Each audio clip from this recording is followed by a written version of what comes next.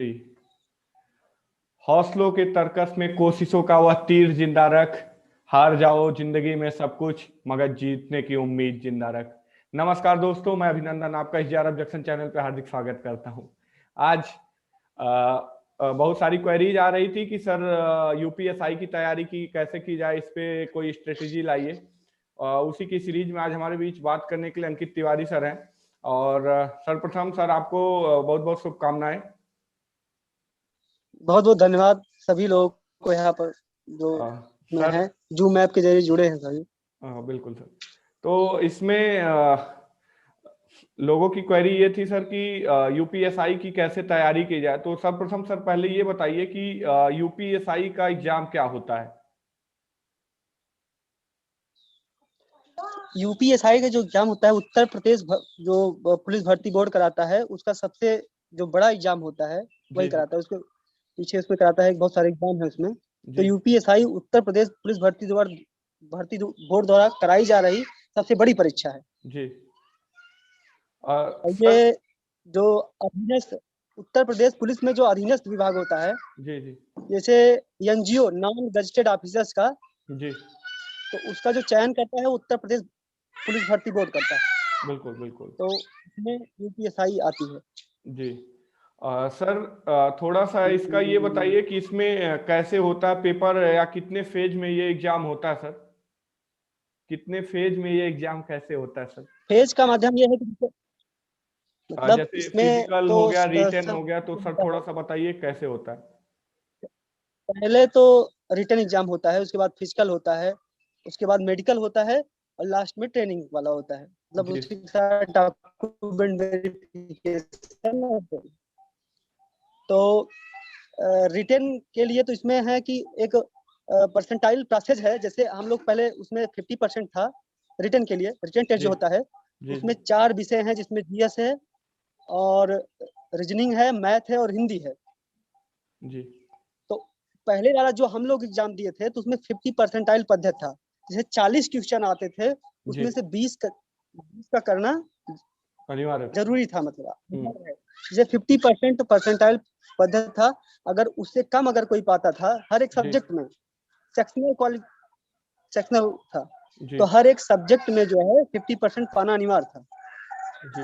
अब उसमें ये पद्धति पहले वाले में नोटिफिकेशन में क्या दिया था, उसमें ये नहीं बताया था कि इसे 50% अगर आफ्टर नॉमिनेशन होगा या उसके बाद का होगा, मतलब किस तरह से होगा जी। जो पास होंगे या वैसे होगा, जैसे मान लीजिए कि किसी का पेपर जो है टफ आ गया जी जी, तो वो जिसका पेपर सरल आया है उसका उससे नंबर कम आएगा मान लीजिए।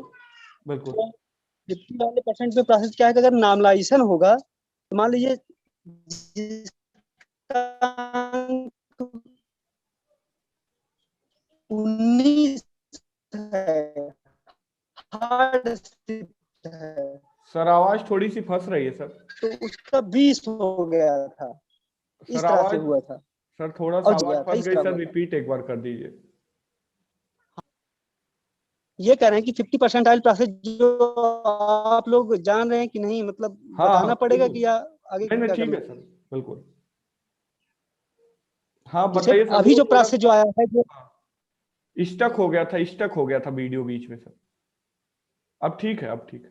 अच्छा ठीक है। जो हम कह रहे हैं 50% का जो प्रोसेस था आप लोग जान रहे हैं कि नहीं, कि उसमें कुछ हमको बताना पड़ेगा। और सर उसको भी थोड़ा सा बता दीजिए जो सेक्शनल क्वालिफिकेशन का जो उसका प्रोसेस था, वैकेंसी आई है, जिसे बहुत लोग नहीं जानते हैं। हाँ हाँ, तो नई वाली वैकेंसी था जो बता दीजिए इसको भी। नई वाली वैकेंसी में जो नया आया है उसमें 35% है। अच्छा सर। लेकिन उसमें है कि मेरा पास होना चाहिए, मतलब आपका 20 होना चाहिए। अगर 40 क्वेश्चन आ रहा है हाँ हाँ, तो उसका 35% निकालिए, 12-13 क्वेश्चन लगभग होंगे। हाँ हाँ हाँ, मतलब क्वालिफाई है 12-13, मतलब आपको पाना अनिवार्य है उसमें से। हाँ हाँ, लेकिन जो पहले वाला हम लोग को 50% था, हाँ उसमें ये नहीं था कि 50% इसे नॉमिनेशन के बाद भी अगर पा गए हैं तो अंदर हो गए हैं कुछ लोग। हाँ हाँ हाँ, जैसे 40 में 20-50% बनता है, हाँ हाँ, और उसमें बहुत लोग 19 भी पा गए थे। हार्ड शिफ्ट था। हम्म, जैसे पेपर अगर ऑनलाइन माध्यम से होगा, कई शिफ्ट में होता है, हाँ, तो कुछ पेपर सरल आते हैं, कुछ कुछ कठिन आते जटिल हैं। आते हैं। सर और मान इस लीजिए, जी सर, इसी के क्रम में हम सबसे पहले सर आपने क्या रणनीति बनाई थी कि इस एग्जाम को क्रैक करने के लिए सर आपने कैसे और कौन कौन सी पुस्तकों का आपने अध्ययन किया सर? रणनीति ये थी कि हर एक सब्जेक्ट को हमें पढ़ना है, और चूंकि इसमें सेक्शनल क्वालिफिकेशन था, इसलिए हर एक सब्जेक्ट पे फोकस करना अनिवार्य था। जी जी। अगर हम किसी सब्जेक्ट को कम मौका देते हैं या समय देते हैं, तो ये होता था, अगर 50% नहीं बन पाया तो हम क्वालिफाई नहीं कर पाएंगे। बिल्कुल तो जरूरी ये था कि हर एक सब्जेक्ट को मौका दिया जाए, हर एक सब्जेक्ट को। बिल्कुल। बिल्कुल तो जो जो कठिन सब्जेक्ट था, जैसे हमें लग रहा था, जैसे हमारे लिए रीजनिंग या मैथ, मैथ बहुत लोगों के लिए मैथ कठिन होता है, रीजनिंग कठिन होता है, तो उस पर आदमी ज्यादा समय देता है। जीएस एक ब्रॉड सब्जेक्ट है, जैसे जीएस का कोई जैसे सीमित सब्जेक्ट है नहीं, हम्म। इसलिए जीएस को भी बहुत ज्यादा समय देने की आवश्यकता है। क्योंकि बिल्कुल जीएस में ही संबंधित जैसे संविधान और मूल विधि भी आता है। बिल्कुल। बिल्कुल तो क्योंकि हम लोग जीएस में जो उस समय जो क्वेश्चन आए थे, हम्म। वो संविधान से ज्यादा आए थे। मूल विधि हम लोग भी पढ़ के गए थे, हम्म। लोग बहुत ज्यादा पढ़े थे, लेकिन मूल विधि से कम क्वेश्चन आए थे। तो मुझे लगता है कि चूंकि ये पुलिस भर्ती बोर्ड से संबंधित ये परीक्षा है, तो संविधान तो आना बहुत अनिवार्य है, इसलिए इसे इतिहास भूगोल के अलावा संविधान पे लोग ज्यादा फोकस करें। बिल्कुल। मतलब संविधान मूल विधि पे ज्यादा फोकस करें, इस तरह के क्वेश्चन ज्यादा आएंगे। हम्म। और ये पेपर जो है, आप अगर पिछली भर्तियों का 2016 में हुई थी, अगर आप उसका जो पुराना पेपर आया है उसका उसमें देखेंगे, जो जीएस आए हैं, तो आपको पता चल जाएगा कि ये लगभग जो ये यूपीपीएससी जो परीक्षा कराते हैं उस तरह के जीएस आए थे उसमें। जी जी। नॉर्मल जीएस आए थे, लोग 40 में से 20 नहीं कर पा रहे थे। अगर आप बिल्कुल। पुराना वाला 2016 वाला पेपर देखेंगे, हम्म। तो उसमें यूपीपीएससी से जो पेपर आए थे उस तरह के पेपर आ रहे थे, मतलब सर। कठिन थे।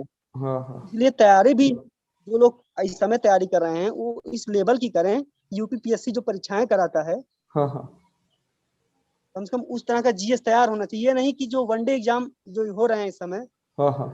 उस तरह के जीएस से दूसरा जीएस आता है। मतलब आप समझ सकते हैं, जो यूपीपीएससी कराता है, बिल्कुल बिल्कुल। लेवल थोड़ा सा ऊपर हो उस गया। तरह लेवल जो है थोड़ा ऊपर होगा, क्योंकि क्वालिफिकेशन जो प्रोसेस है उसमें 35% कर दिया है, पहले हम्म। 50% था।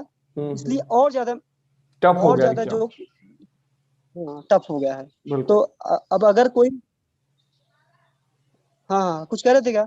नहीं सर, ये कह रहा था कि प्रीवियस ईयर की कितनी भूमिका होती है, प्रीवियस ईयर के क्वेश्चंस क्या मिलते हैं मार्केट में, प्रीवियस ईयर्स की क्या भूमिका है, previous year question paper previous की? ईयर क्वेश्चन, हाँ, जी। बहुत भूमिका है। आपको पता चला कि आने वाले क्वेश्चन कैसे होते हैं, मतलब जो क्वेश्चन नए आएंगे, हाँ हाँ। तो लगभग तरीके वही रहेंगे, केवल पैटर्न उसका थोड़ा बदला रहेगा। जैसे शब्दों में थोड़ा हेर फेर कर देंगे, लेकिन चीजें वही आएंगी।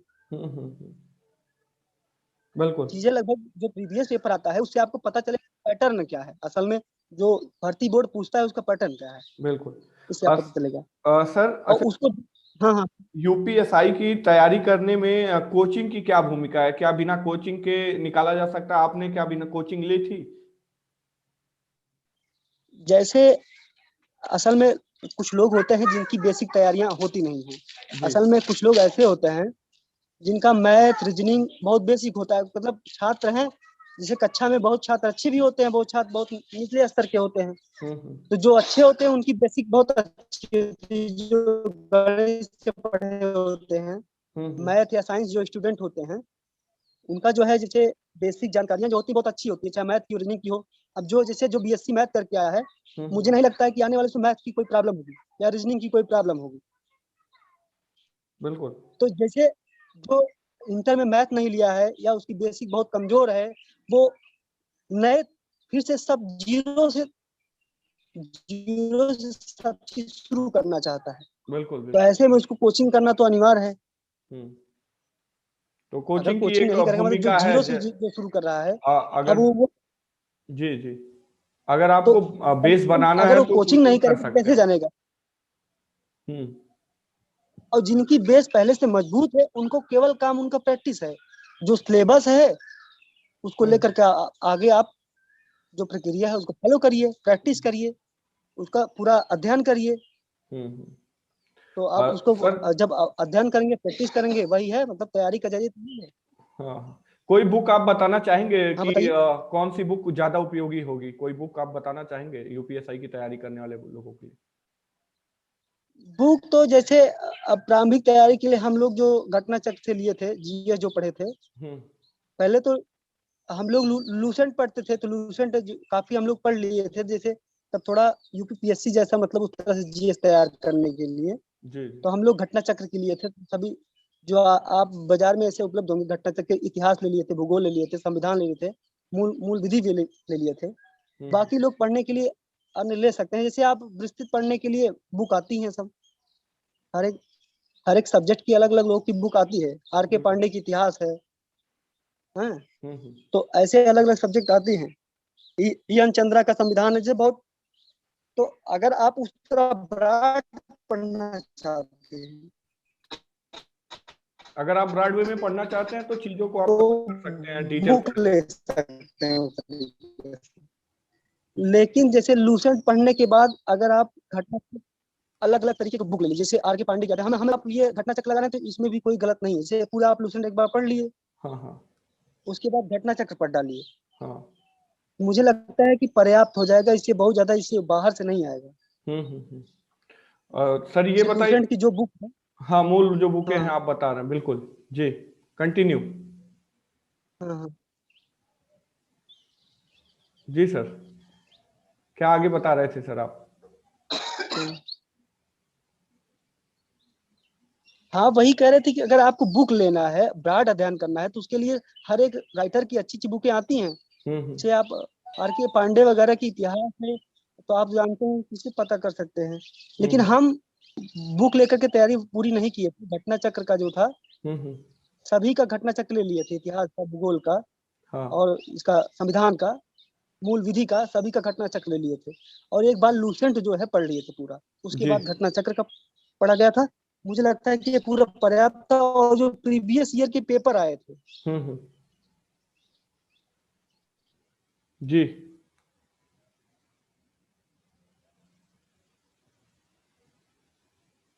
जी, आवाज आ रही है सर?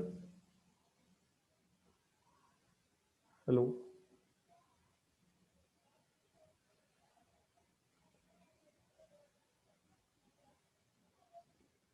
हेलो?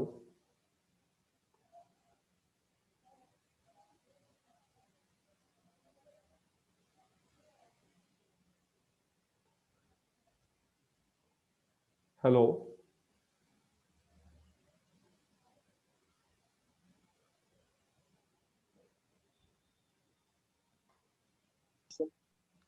हाँ सर, आवाज आ रही है, बोलिए सर।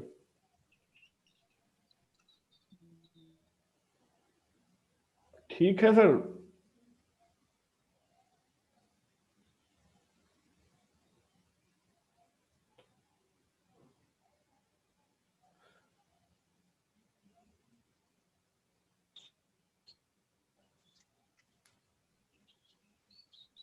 हेलो? हाँ सर, बोलिए। क्या कंटिन्यू आप सुन पा कंटिन्यू रहे हैं कि सर। नहीं? सर, चीजें रिकॉर्ड हो रही हैं सर। कंटिन्यू अरे आप। वो कह रहे हैं कि जैसे नेट जो है थोड़ा स्लो चल रहा है, इसलिए सारी चीजें सही हाँ, से आ नहीं पा रही कोई हैं। बात नहीं, कोई बात नहीं, बाद में हम लोग फिर लाइव भी कर लिया जाएगा सर। अभी बस एक बच्चों के लिए नॉर्मल स्ट्रेटेजी हम पेश कर रहे हैं। सर, ये बताइए सर, कितने घंटे की अच्छा स्टडी की जाए?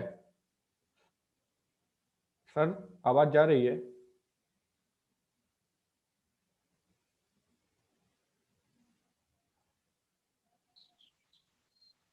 सर, वीडियो ऑफ कर दीजिए सर। आप वीडियो अगर वो डाटा का प्रॉब्लम हो तो आप वीडियो ऑफ कर दीजिए, केवल ऑडियो बोलिए सर। ठीक है सर। सर, अच्छा, कितने घंटे की स्ट्रेटेजी बनाई जाए कि कवर किया जा सकता है चीजों को, या कितना समय दिया जाए यूपीएसआई के लिए? स्ट्रेटजी में अब पढ़ने वाले तो 10 घंटे पढ़ते हैं, लेकिन कितना गेन करते हैं ये भी बहुत बहुत बड़ा विषय होता है कि नहीं? बिल्कुल। जैसे बहुत लोग 10 घंटे भी पढ़ते हैं और उन्हें गेन कम होता है। हम्म। लेकिन कुछ लोग 4 5 5 ही घंटे पढ़ते हैं, उन्हें बहुत ज्यादा चीजें उन्हें पता चल जाती हम्म। है कि नहीं? बिल्कुल। ये है कि आप आप कितने कम समय में ज्यादा चीजों को गेन कर लेंगे, ये सबसे जरूरी चीज है। बिल्कुल। आप 4-5 ही घंटा पढ़ रहे हैं, आप बहुत नॉलेज को ज्यादा ले रहे हैं, ज्यादा जी जी। मतलब गेन कर रहे हैं, मतलब ले रहे हैं, मतलब जो नॉलेज है हम्म। ग्रहण कर रहे हैं। सर जो बच्चे भविष्य में तैयारी कर रहे हैं सर, उनके लिए आप क्या कहना चाहेंगे? जो बहुत सारे एस्पिरेंट हैं जो तैयारी कर रहे हैं दरोगा बैच की या दरोगा होने के लिए, आप उनके लिए क्या कहना चाहेंगे? यही कहना चाहेंगे कि आत्मविश्वास जो है बहुत बड़ी चीज होती है। अगर कोई किसी परीक्षा के लिए ठान ले कि उसे ये चीज क्वालिफाई करना है, तो कोई बड़ी चीज नहीं है। यूपीएसआई भर्ती बहुत बड़ी परीक्षाएं होती हैं, यहाँ लोग आईएएस पीसीएस बन जाते हैं। मुझे बिल्कुल नहीं लगता है कि यूपीएसआई किसी के लिए कोई हार्ड परीक्षा होनी चाहिए। अगर बिल्कुल वास्तव में आपके अंदर जज्बा है भाई, एक शायरी है बिल्कुल। कि सफलता यूं ही नहीं मिलती जिंदगी में, कर्म की आस को जगाना ही होगा, और क्या होगा अंधेरे को कोसने से, अपने हिस्से का दिया खुद ही जलाना होगा। मिला करके बिल्कुल करीने वाली रखते, मतलब कर्म पे भरोसा रखिए, और सफलताएं मुझे लगता है जरूर मिलेगी। अगर जी। आपने पूरी शक्ति के साथ, अगर आप पूरी लगन के साथ लगे रहेंगे तो जरूर सफलता मिलेगी। यही हमारा उन लोगों के लिए शुभकामना है। सर चैनल पे आने के लिए बहुत बहुत धन्यवाद। इसी के साथ साथ आप जी हम बहुत सभी हमें जो है हमारा फेसबुक पेज है वहाँ भी हमें फॉलो कर सकते हैं, जेआरएफ जंक्शन। और बहुत हमारे बहुत धन्यवाद, पहले जी बहुत बहुत धन्यवाद। जी thank you sir. Thanks thanks.